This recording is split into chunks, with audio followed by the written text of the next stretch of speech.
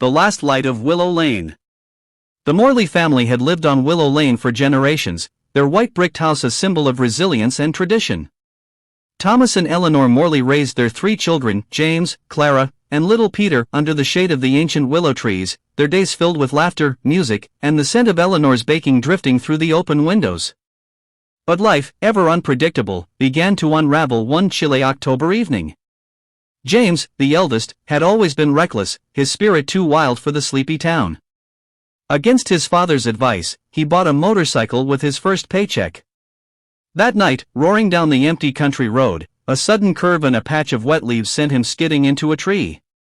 He was gone before the ambulance arrived.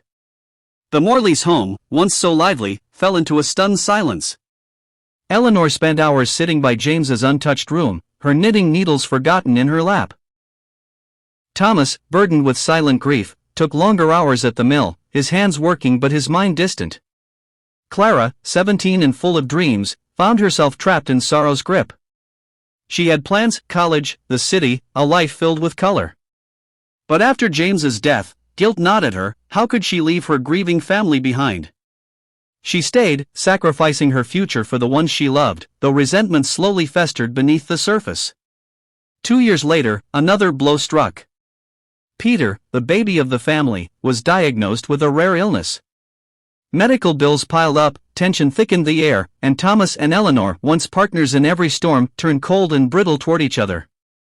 Clara tried to hold everything together, working 2 jobs to support the family. But the strain was too much. One evening, she packed a small bag and left without saying goodbye, unable to bear the weight of a life she hadn't chosen. No one in Willow Lane saw her again.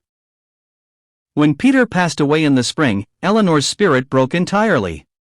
She wandered the house like a ghost, her grief carving deep lines into her once bright face. Thomas, now a hollow man, sold the house and moved into a small apartment on the edge of town, alone. The grand Morley home on Willow Lane stood empty, the willow trees drooping as if mourning with the wind. What had once been a place of warmth and dreams became just another abandoned house, a silent monument to a family shattered by fate. Only the neighbors remembered, whispering stories of the Morleys whenever the autumn winds howled through the branches, carrying echoes of laughter that once filled the air.